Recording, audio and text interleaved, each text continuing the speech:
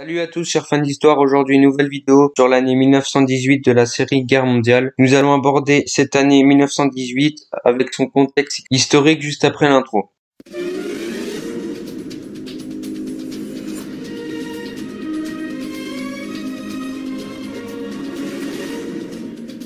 Début 1918, les Alliés perdent un front avec la sortie du conflit de la Russie. La Russie bolchevique signe un traité en mars 1918. L'Allemagne reçoit un train d'or. Le contenu de celui-ci est confisqué à l'Allemagne par le traité de Versailles, occupant la Pologne, l'Ukraine, la Finlande, les pays baltes et une partie de la Biélorussie. Les Allemands profitent aussi de cette défection pour envoyer d'importants renforts sur le front ouest et tenter d'obtenir une victoire rapide avant l'arrivée effective des Américains. C'est le retour de la guerre de mouvement. Le haut commandement allemand sait qu'il dispose d'un délai de quelques mois jusqu'à juin-juillet 1918 pour remporter une victoire décisive sur les troupes d'alliés. Renforcés par les troupes venant du front Est et souhaitant forcer la décision avant l'arrivée des troupes américaines, les Allemands mettent toutes leurs forces dans l'ultime offensive à l'ouest et lancent une série de coups de boutoir contre les Anglais, particulièrement éprouvés depuis Passchendaele. L'effort porte sur la jonction des fronts anglais et français. Le grand état-major allemand connaît le mésentente entre Haig et Pétain et veut en jouer.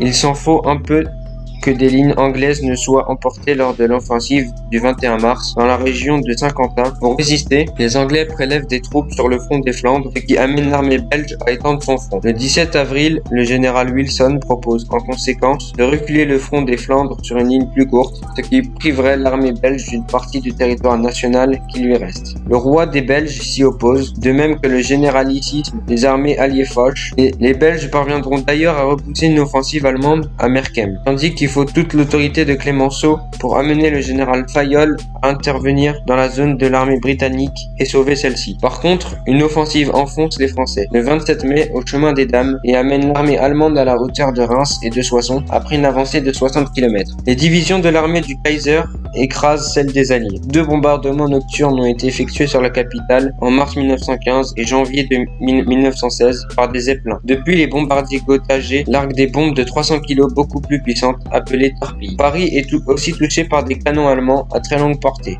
Ces bombardements ont un fort impact psychologique sur la population parisienne, bien que le nombre de victimes soit très inférieur à celui du front. Entre la fin mars et le début du mois d'avril 1918, 500 000 Parisiens sur une population de 3 millions partent en exode de la capitale vers la province ou la banlieue lointaine. À Paris, on commence à envisager une défaite et certains évoquent un repli du gouvernement vers la Loire. Mais les Français tiennent bon et la rupture décisive du front allié n'étant pas atteinte, le haut commandement allemand envisage alors un ultime effort et souhaite le diriger à nouveau sur les troupes britanniques, réputées plus affaiblies, afin de les rejeter à la mer et en les occupant de l'armée française. Cette offensive doit être précédée par une autre offensive contre l'armée française afin d'immobiliser les réserves de celle-ci et les empêcher de soutenir l'armée britannique. Lancée le 15 juillet 1918 par les troupes allemandes en Champagne, cette offensive préliminaire de diversion permet pour la première fois de voir la mise en œuvre à cette échelle de la tactique française de la zone défensive formalisée par le général Pétain depuis près d'une année. Les troupes allemandes pénètrent les premières lignes françaises dont les forces organisées en profondeur avec des môles de résistance leur opposent un feu meurtrier sans reculer. La progression allemande est cependant importante au début de la Marne est franchie. C'est la seconde bataille de la Marne après celle de septembre 1914, mais les troupes allemandes se sont aventurées très au sud et disposent en pointe sans se prémunir contre les attaques de flanc lancées par les môles français. Elles sont bousculées par une contre-attaque française dans la région de Villers-Cotterêts, commencée le 18 juillet 1918. Les résultats de contre-attaque sont dévastateurs pour les Allemands, dont les défenses se désagrègent avec la désertion d'1 million de soldats. Les troupes allemandes doivent refluer vers le nord, évitant de justesse l'encerclement. Dernier mouvement et armistice. À compter de cette date, l'armée allemande n'est plus jamais en mesure d'engager une action offensive. L'initiative étant désormais dans le seul camp des Alliés qui vont engager dans les mois suivants des contre-attaques permettant de regagner le terrain perdu au cours du printemps 1918, puis des contre-offensives majeures. La grande offensive victorieuse a eu lieu le 8 août 1918. Les soldats canadiens soutenus par les Australiens, les Français et les Britanniques lancent une attaque en Picardie et enfoncent les lignes allemandes. Plus au sud, les soldats américains et français se lancent aussi dans l'offensive Meuse-Argonne,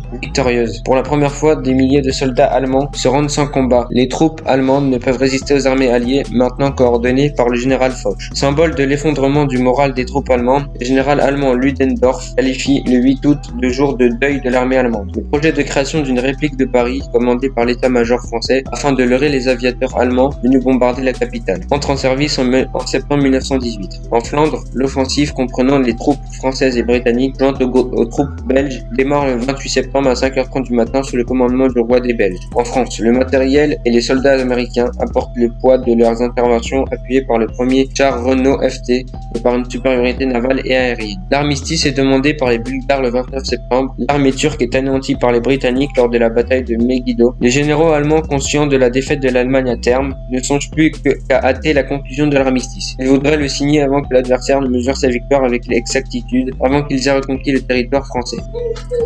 Sur le front italien, au printemps 1918, l'armée austro-hongroise essaie de forcer les lignes italiennes, mais elle se heurte à une résistance acharnée lors de la bataille de Piave. Le 24 octobre 1918, l'armée italienne, 51 divisions italiennes et 7 alliés dont 2 françaises lancent une vaste offensive contre les forces austro-hongroises de 63 divisions. Les Italiens parviennent à couper en deux les lignes autrichiennes dans la bataille de Vittorio Veneto. Les Autrichiens menacés d'encerclement reculent sur toute la ligne de front. Le 3 novembre, les Italiens prennent les villes de Trente et de Trieste. Une tête de pont de l'armée italienne pénètre en Slovénie jusqu'à la ville de Ostorna. L'armée austro-hongroise, démoralisée par la désertion de nombreux contingents slaves, elle perd 350 000 soldats et plus de 5000 pièces d'artillerie. L'Autriche elle-même reste presque sans défense et l'Empire austro-hongrois est contraint de signer l'armistice le 4 novembre à Villa Giusti, dans le nord de l'Italie, armistice de Villa Giusti. Charles Ier abandonne son trône.